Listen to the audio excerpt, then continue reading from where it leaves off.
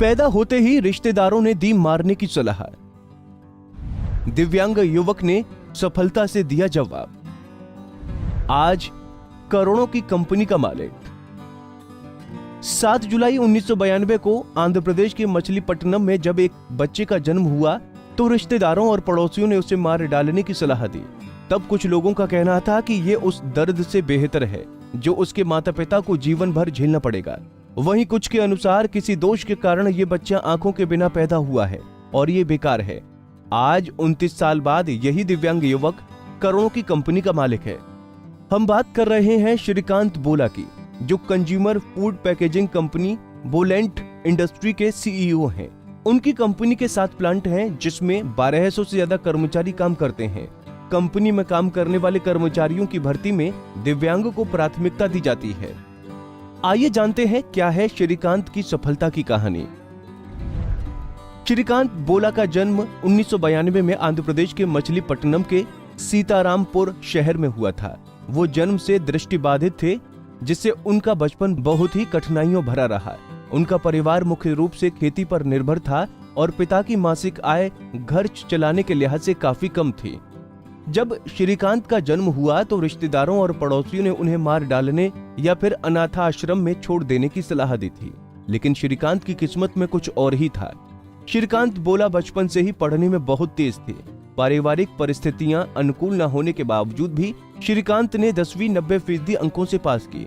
वो 10वीं के बाद साइंस से आगे पढ़ाई करना चाहते थे, लेकिन उनके दिव्यांग होने के कारण उन्हें इसकी अनुमति नहीं मिली।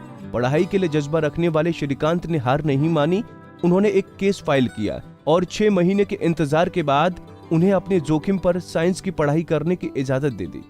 फिर 12वीं बोर्ड परीक्षा में श्रीकांत 98% के साथ अपनी कक्षा में अव्वल रहे।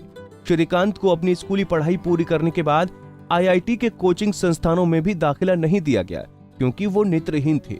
श्रीकांत इंजीनियरिंग की पढ़ाई करना चाहते थे और आखिरकार उन्हें अमेरिका के मैसाचुसेट्स प्रौद्योगिकी संस्थान में एडमिशन मिल ही गया।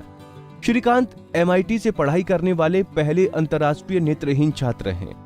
मैसाचुसेट्स प्रौद्योगिकी संस्थान से अपनी शिक्षा पूरी करने के बाद उन्हें अमेरिका में कॉर्पोरेट अवसर दिए गए, लेकिन वो भारत में कुछ इनोवेटिव आइडिया की तलाश में थे। इसीलिए श्रीकांत ने हैदराबाद में अपनी कंपनी की नींव रखी। श्रीकांत ने लोगों के खाने पीने के सामान की पैकिंग के लिए eco friendly consumer food packaging company बनाई।